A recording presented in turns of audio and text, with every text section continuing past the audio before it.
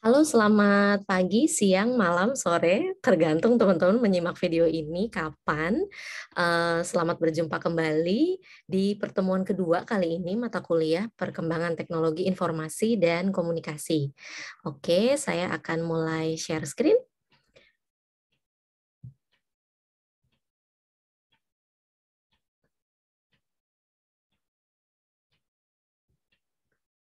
Ya. Di pertemuan kedua kita akan ada 4 materi pokok yang akan dibahas. Yang pertama adalah Information Society, kemudian sesuai janji saya di minggu lalu, ada juga konsep konvergensi media yang akan kita ulas. Lalu ada dampak teknologi informasi dan komunikasi pada tatanan sosial, dan yang terakhir akan ada studi kasus. Nah, untuk studi kasus ini harus teman-teman jawab di forum kolabor atau WhatsApp grup kita nanti ya. Goal dari pertemuan kedua ini adalah kalian mampu menjelaskan konsep dasar dan manfaat teknologi informasi komunikasi, serta dapat mengidentifikasi perangkat teknologi komunikasi itu sendiri. Nah, apa itu Information Society? Kalau masih ingat kelas minggu lalu, sebetulnya udah disinggung, cuma di pertemuan ini akan dibahas lebih dalam lagi. Jadi, menurut Beniger di tahun 86, perkembangan teknologi pasca Industrial Society di masyarakat industri, ya, itu menitik beratkan pada bagaimana informasi diproses dan dikomunikasikan. Kemudian, konsekuensi dari Industrial Society itu akan melahirkan tatanan baru, yaitu Information Society, di mana kita merupakan bagian dari masyarakat informasi itu sendiri. Informasi tumbuh paralel dengan pertumbuhan ekonomi, dan informasi memengaruhi hampir seluruh aspek bermasyarakat dan juga bagaimana orang-orang berperilaku. Di era information society, mulai muncul kelas sosial baru, yaitu pekerja informasi yang bekerja untuk membuat, kemudian mengelola, membagikan, dan menggunakan informasi. Ada keterampilan tertentu yang mulai dibutuhkan untuk bisa berkembang di era ini, yaitu digital skills yang harus kita miliki untuk bisa survive dan juga bisa lebih berkembang lagi sebagai individu atau sebagai orang yang mempunyai skill tertentu di era atau yang menjadi bagian dari masyarakat informasi. Kemudian di era masyarakat informasi, komoditas utamanya adalah informasi atau data gitu ya. Jadi menurut Nimmer dan Krauthaus di tahun 82, di tahun 92 maksud saya, ada intangible product di situ. Bahwa informasi tidak berwujud fisik atau intangible sehingga ribuan orang dapat memilikinya di saat yang bersamaan. Informasi juga bisa diberikan ke orang lain tanpa mengurangi nilainya. Begitu, kita bisa nge-share seperti itu. Biasanya kalau kita share itu berarti bobot informasinya menurut kita tuh penting banget gitu. Dan itu adalah fase tertinggi di era informasi sekarang. Maksudnya ketika kita mengamati konten itu berarti itu sudah jadi nilai plus tuh konten tersebut. Kemudian yang kedua ketika kita menyukainya itu ada nilai lebih lagi. Lalu yang paling tinggi kalau kita sampai nge-share informasi tersebut itu artinya konten tersebut sangat-sangat bernilai gitu. Nah, nilai informasi ini sendiri juga merupakan semua produk informasi yang bisa mengkomunikasikan data, tapi nilainya itu terletak pada apa yang diinterpretasikan ke audiens. Tentu saja begini maksudnya, bahwa segala informasi itu kan tergantung sudut pandang orang yang menerimanya, yang membacanya. Nah, maksudnya itu. Jadi bagaimana informasi itu diinterpretasikan lalu disebarkan ke khalayak luas. Jadi bobot informasinya ya tergantung perspektif masing-masing yang memaknainya begitu. Kemudian ada regulasi juga yang dibutuhkan terkait kekayaan intelektual misalnya. Karena nanti ini kaitannya dengan copyright ya, dengan hak cipta. Dulu tuh istilahnya haki ya atau hak atas kekayaan intelektual. Tapi sekarang sudah diperbarui dengan undang-undang terbaru bahwa istilahnya berubah menjadi kekayaan intelektual. Nah, regulasi ini sangat dibutuhkan karena peredaran yang pesat mengenai informasi itu sendiri sehingga informasi itu rawan direplikasi dan disebarluaskan tanpa persetujuan dari pembuatnya. Maka copyright itu menjadi isu-isu yang sangat penting di era masyarakat informasi. Nah, seperti yang minggu lalu udah saya singgung bahwa di era informasi ini ya, di era keterbukaan informasi, di era data ini, data adalah hal yang sangat berharga bahkan melampaui minyak dan juga emas gitu nilainya. Jadi menurut The Economist di tahun 2017 data is the new oil. Jadi data tuh minyak yang baru gitu, diperebutkan. Siapa yang bisa menguasai data, dia akan menguasai dunia. Nah, tapi dalam tanda kutip ya, nanti kita akan ulas di studi kasus. Nah, ini studi kasusnya. Jadi ada satu konsultan data gitu ya di Amerika Serikat di tahun 2018, konsultan digital bernama Cambridge Analytica itu mengambil data informasi pribadi dari sekitar 50 juta user Facebook lewat kuis online tanpa si user itu ketahui penggunaan data mereka gitu. Jadi user Facebook dalam hal ini dicurangi begitu ya. Kemudian Cambridge Analytica mengklaim memiliki lebih dari 5.000 data points yang antara lain terdiri atas nama, kemudian alamat, tanggal lahir, kemudian Facebook likes dari tiap orang di Amerika Serikat. Lalu informasi tersebut digunakan untuk bahan targeted advertising dan kebanyakan untuk iklan politik, terutama untuk kampanye Trump saat itu.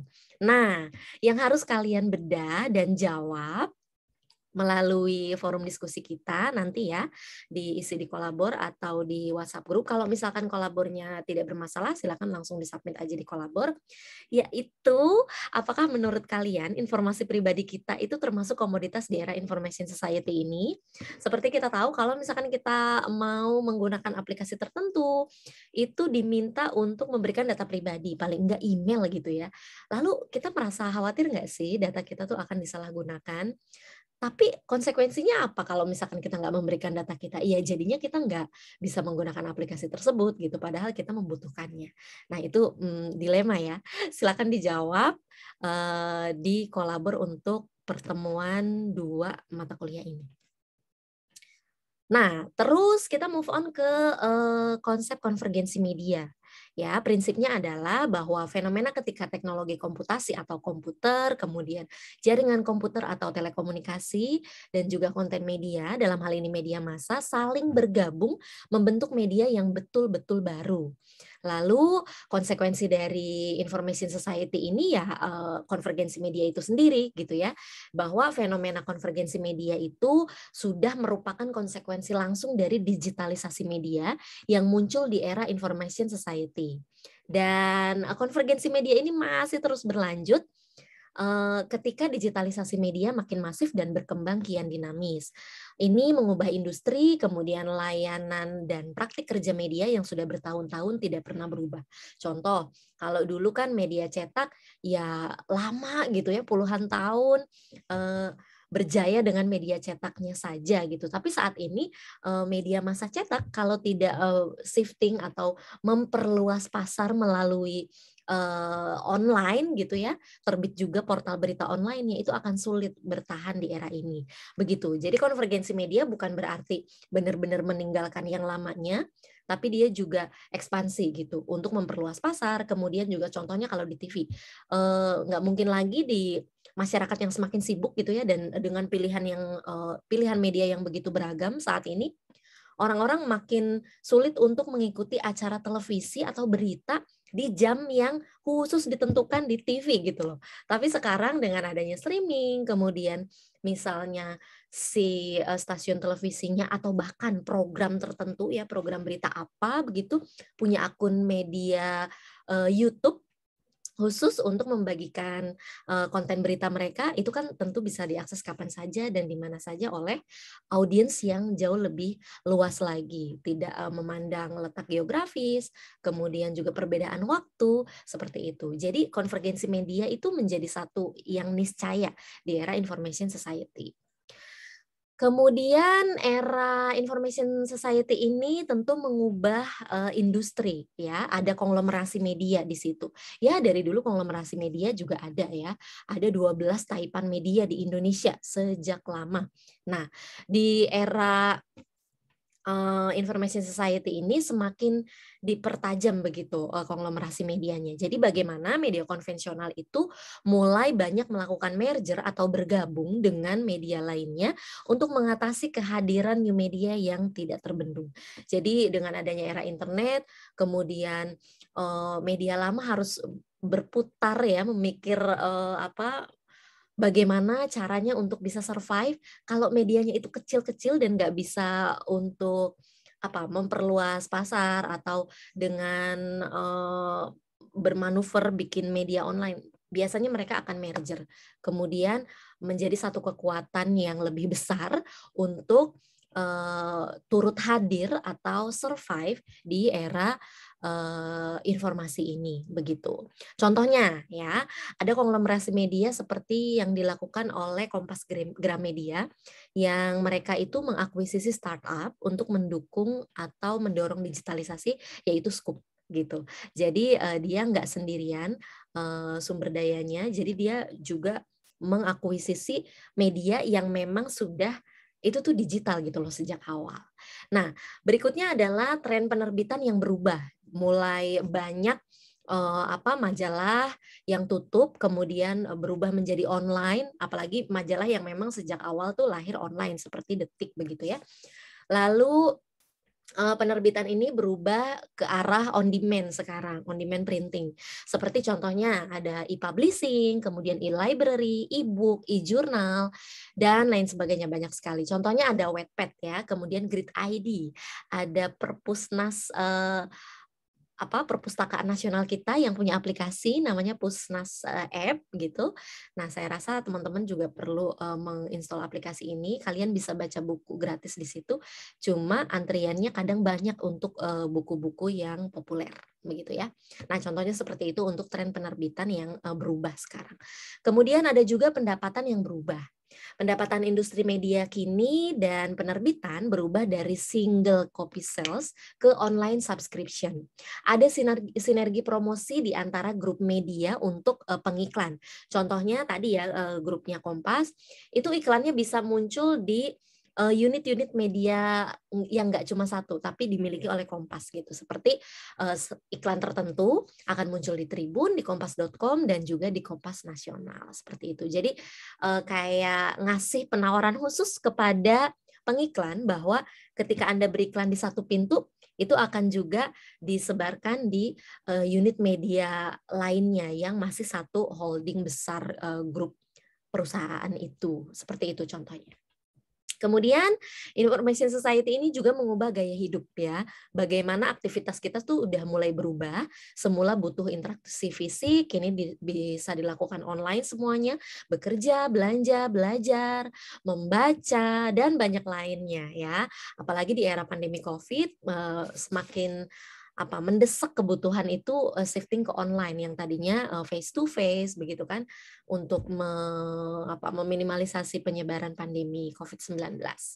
Nah, di era information society ini hubungan interpersonal manusia itu sudah dimediasi oleh social messaging services. Kita jadi chatting sama teman, kemudian juga berorganisasi secara virtual begitu ya dengan bergabung di komunitas online dan lain sebagainya.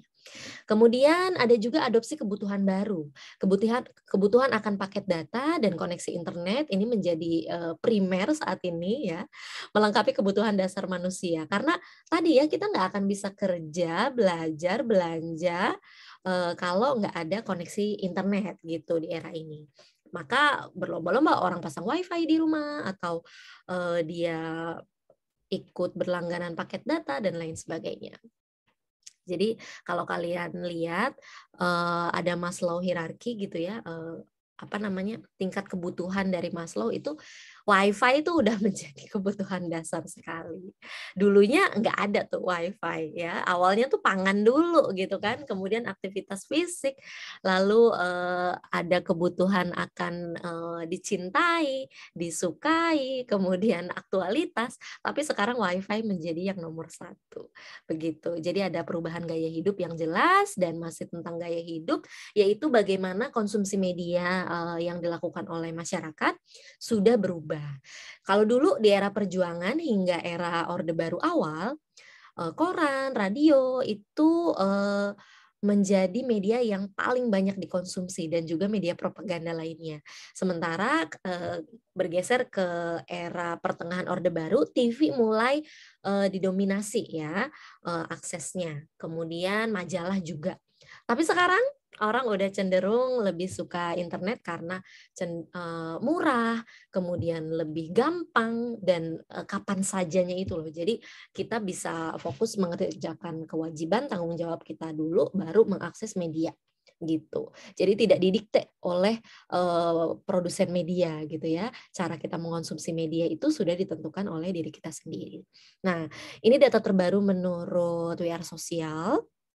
Indonesia tuh aktivitas konten online-nya udah sebanyak ini. Paling banyak diakses itu video online ya, YouTube, kemudian ada juga vlog, mereka nontonin vlog juga di YouTube itu, kemudian mendengarkan musik streaming, layanan itu seperti contohnya Spotify, Joox, kayak gitu, Apple Music, lalu juga mendengarkan radio online gitu ya, stasiun radio online.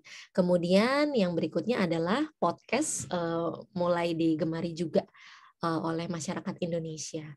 Banyak loh ya, melampaui radio online bahkan podcast itu sendiri. Gitu. Jadi yang paling banyak memang masih YouTube sih. Ya, kemudian disusul oleh musik berlangganan online gitu, lalu diikuti oleh vlog, baru kemudian podcast dan juga radio online gitu. Jadi bagaimana orang tuh sekarang ke situ gitu online activities-nya. Dan ini tuh basisnya internet semua ya di era informasi masyarakat informasi sekarang. Nah, selain itu juga mengubah tatanan pekerjaan dari sisi kebutuhan karyawan dan juga tenaga kerja digital. Industri media, ya media digital, kini tidak butuh banyak karyawan untuk memproduksi berita atau konten mereka, sehingga banyak terjadi pemecatan karyawan atau layoff di masa transisi ini. Padahal masih transisi, belum benar-benar full online Indonesia tuh, karena masih banyak konvensionalnya masih tetap diproduksi, masih tetap mengudara begitu ya.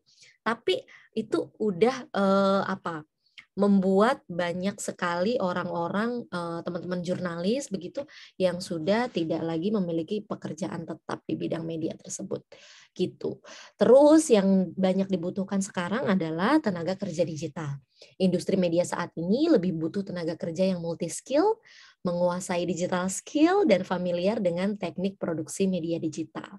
Artinya begini, kemampuan sebagai jurnalis, sebagai sineas, sebagai apalagi broadcaster, radio, TV, itu tetap dibutuhkan. Tapi harus ditambah dengan skill digital gitu. Jadi bukan berarti orang-orang yang memproduksi konten di digital itu nggak perlu bekal pendidikan di bidang media begitu ya, bukan. Tapi harus melengkapi diri dengan skill yang dibutuhkan di era digital ini, digital skill gitu. Kemudian juga mengubah tatanan sosial nih, selain tatanan pekerjaan si era informasi ini ya, di mana konten kekerasan, kemudian pornografi dan eksploitasi anak dapat dengan mudah tersebar dan rawan diikuti oleh orang lain yang terpapar informasi tersebut. Jadi orang kalau mungkin lagi stres gitu ya atau dia tuh akan terinspirasi justru dengan adanya banyak sekali paparan terpapar oleh konten yang negatif, misalkan berita kriminal, pornografi dan lain-lain seperti itu. Dan ini menjadi konsekuensi negatif dari adanya era masyarakat informasi. Kemudian ada demokrasi digital di sini, di mana power itu mulai dikembalikan ke rakyat melalui sosial media. Banyak sekali gerakan yang memang dibentuk oleh masyarakat melalui sosial media, dan itu cukup bisa membuat pemerintah gerah gitu ya, di mana teknologi informasi dan komunikasi saat ini memudahkan orang untuk menyuarakan opini tentang kasus dan mendapat informasi alternatif melalui kasus itu gitu. Yang semula dia punya asumsi bagaimana atau pemikiran seperti apa, tapi dengan adanya peredaran informasi yang masif di media sosial, dia mulai punya perspektif yang baru atau alternatif informasi yang lain begitu. Terus ada juga yang terisolasi di sini. Ya, interaksi sosial yang termediasi teknologi membuat para pengguna merasa lebih terisolasi karena dia nggak perlu keluar rumah untuk berkegiatan dan mengurangi interaksi langsung secara tatap muka. Jadi ada isolasi di situ. Contohnya ya, untuk menggambarkan berubahnya tatanan sosial di era informasi saat ini adalah adanya gerakan Black Lives Matter, kemudian ada Papua Lives Matter saat itu ya, belum lama ini. Kemudian di tahun 2010-an ada Arab Spring, dan itu masif sekali diberitakan di media sosial, nggak hanya di media mainstream. Jadi seluruh dunia tahu tentang peristiwa itu. Nah, yang terakhir, di luar dari tadi ya, ada konsekuensi negatif, ada juga tentunya manfaat teknologi informasi yang bisa kita rasakan kegunaannya di era informasi ini. Yang pertama, bagaimana penyebaran dan akses informasi menjadi semakin luas, tidak terbatas letak geografis lagi, tidak terbatas waktu juga, perbedaan waktu tidak membuat akses informasi menjadi terhalang begitu ya, jadi lebih luas, lebih cepat, dan lebih mudah lagi penyebaran informasinya. Kemudian yang berikutnya adalah biaya produksi informasi bisa jauh lebih murah bahkan gratis tanpa biaya. Lalu konten digital dapat diproduksi dan didistribusi sendiri. Kita sebagai user tidak hanya mengkonsumsi media, tapi juga bisa memproduksi konten ya. Seperti minggu lalu saya sampaikan, user di era informasi ini digolongkan ke dalam istilahnya prosumer, di mana dia menjadi produsen sekaligus konsumer, tidak cuma mengkonsumsi, tapi juga menciptakan konten. Kemudian untuk kepentingan pencarian dan arsip itu menjadi lebih mudah dengan bantuan teknologi, pencarian informasi menjadi lebih mudah dengan digitalisasi data. Kebayang kalau dulu harus berapa gudang yang disiapkan untuk mengarsipkan dokumen penting begitu ya. Tapi saat ini itu semua bisa dilakukan online, cuma memang harus sangat-sangat secure supaya datanya itu tidak bocor atau dimanfaatkan oleh pihak tertentu. Kalau pernah ingat kasus malware ya, teman-teman yang menggunakan sistem operasinya Windows, itu banyak sekali yang kena virus itu. Banyak perusahaan multinasional juga kena tuh ya, datanya hilang, rusak kayak gitu. Dan itu tentunya harus diantisipasi. Oke, kita merasa dimudahkan dengan pengarsifan digital ini, tapi kita harus menyiapkan dulu nih sarananya gitu ya, jangan sampai bisa di-hack, kemudian diretas oleh pihak tertentu, terus nanti perusahaan diperas dan lain-lain. Lalu ada juga isu transparansi dengan kita memanfaatkan teknologi informasi, di mana dengan kita menyebarkan data yang memang publik perlu tahu, itu akan mendorong transparansi data penting ya. Data pemerintah untuk pengawasan publik ini penting disebarluaskan. Karena apa? Kok pemerintah perlu menyebarkan data penting sih? Ya balik lagi ya, pemerintah operasionalnya dari mana? Dari pajak yang diberikan oleh rakyat. Maka rakyat berhak tahu kemana saja uang mereka dialokasikan untuk membiayai apa di negara itu, seperti itu. Jadi bagaimana? Kalian cenderung ke yang positif atau negatif nih sentimennya memandang information society ini? Ini akan terjawab dengan saya mengamati hasil forum kita. Nanti saya akan lihat bagaimana postingan jawaban kalian. Jangan lupa tadi ya, yang di blok merah. Nah, ini referensinya, ada 4 yang diambil. Selain dari buku wajib kita yang Media Now, ada juga dari jurnal, dan 1 buku lain, dan tadi dari website We Are Social. Demikian penjelasan dari saya. Kalau misalkan ada yang kurang jelas, silakan ditanyakan di kolabor atau di WhatsApp grup kita di sesi kelas berlangsung. Terima kasih banyak. Jangan lupa dijawab forumnya. Sehat selalu dan sampai ketemu. Dadah.